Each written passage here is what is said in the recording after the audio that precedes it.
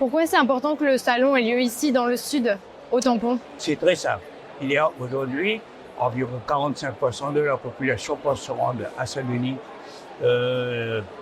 puis rencontre des grandes difficultés. Il faut compter à peu près 2 à 3 heures sur le route. Et donc beaucoup des choses nous échappent.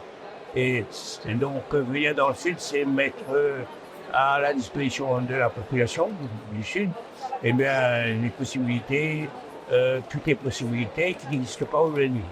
Il y a une certaine négligence de la part des acteurs économiques qui en les autorités et qui, pour pouvoir équilibrer tout ça et récupérer une part importante des populations intéressées, ben, c'est de venir dans le sud. Et le tampon, c'est son travail. Et nous nous félicitons de la présence de canaux dans le sud. Et il faudra connaître à toute la réunion l'intérêt que le sud représente comme marché, comme potentiel et comme possibilité de développement. Mais surtout, le maire du tampon pense qu'il faudra travailler pour que nos jeunes populations puissent, dans les contrats de formation en alternance ou bien en contrat de formation tout court, de pouvoir donc accéder à des emplois que nous avons besoin et qui de plus en plus deviennent de rare sur le marché.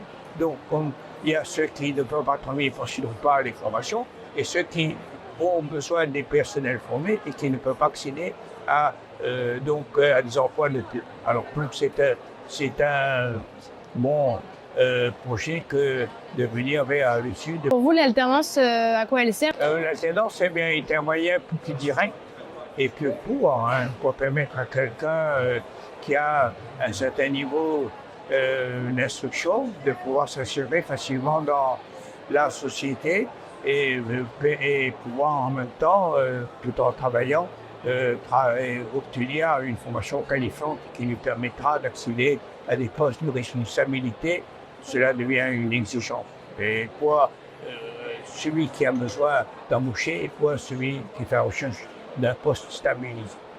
Pour vous, c'est au secteur privé d'assurer l'alternance et de proposer des formations en alternance et pas au secteur public? Il faut compter aujourd'hui que sur le secteur privé, parce que le secteur public a échoué ou bien a négligé tout ce secteur et que nos jeunes se trouvent en difficulté.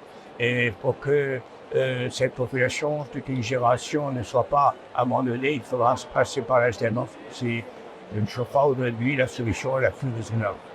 Si aujourd'hui vous deviez faire une formation en alternance, vous feriez quoi?